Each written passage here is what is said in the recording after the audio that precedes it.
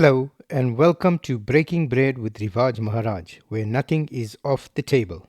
For today's episode, I wanted to do a short monologue on the meeting between the Russians, the Ukrainians, and chaired on by the Americans in the United Arab Emirates, and specifically what Volodymyr Zelensky had to say. So, without further ado, let's get into it. Zelensky has said that the trilateral negotiations held in the UAE were constructive, with the possibility of more negotiations taking place next week. This comes on the heels of intense Russian bombardment overnight on Ukraine.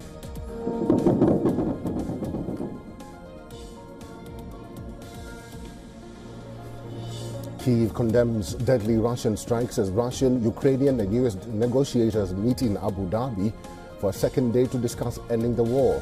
Foreign Minister Andriy Sybiga calls the attacks a Russian terror.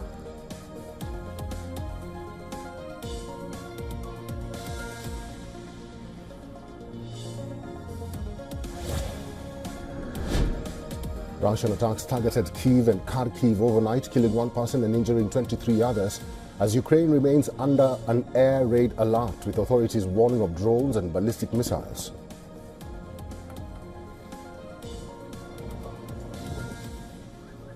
The conclusion of the second day of talks held in the UAE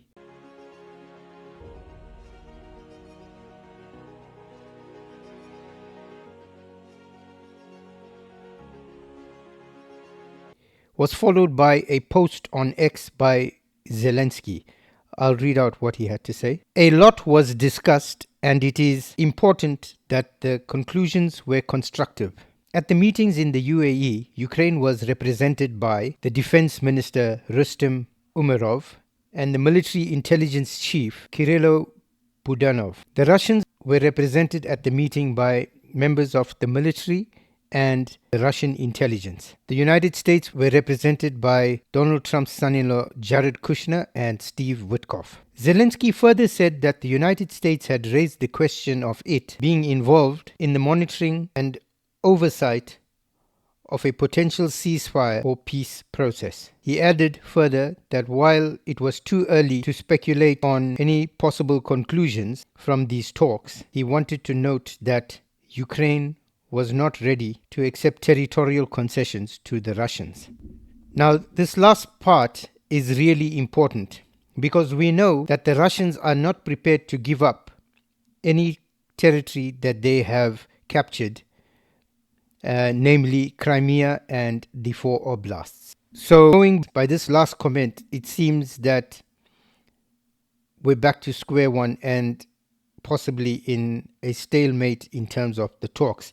However, I suspect that is why the Russians continued their bombing campaign overnight, because they know that the conclusion of this war will come in one of two ways: the total and complete annihilation of Ukraine militarily, or a diplomatic solution to this issue.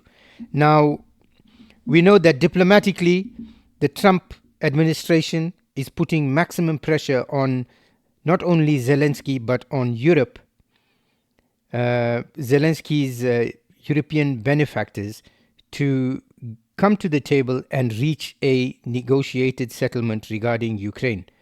We also know that the Russians are not going to ease off, because the trend with these types of discussions is that they go on and it just buys more time. So the Russians will continue their bombardment of Ukraine while these negotiations go on in the background.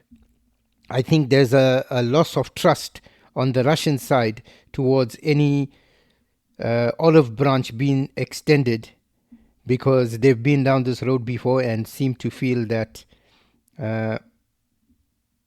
unless something concrete can be agreed on and their demands are not met, then there's no point. They might as well fight this out militarily and achieve their objective militarily. So it's something that we're watching closely, and of course we'd hope for an end to this conflict sooner rather than later, because the death toll on both sides is is catastrophic, and the loss of life is paramount.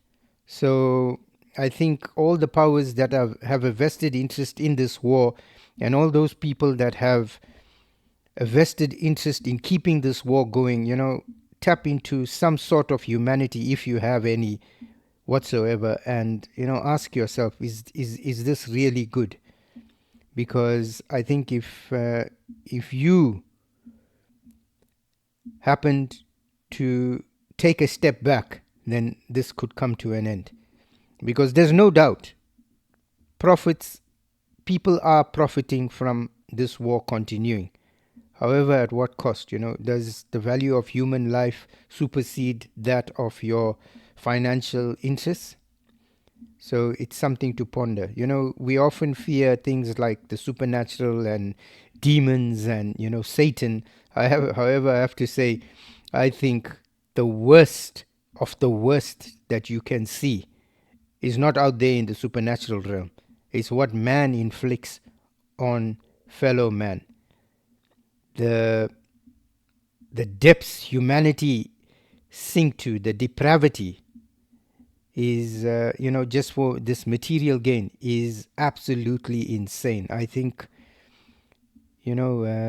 we've reduced ourselves to a point where, I think we've lost all sense of humanity. Thank you for spending time with us on this monologue, and we look forward to seeing you in the next episode.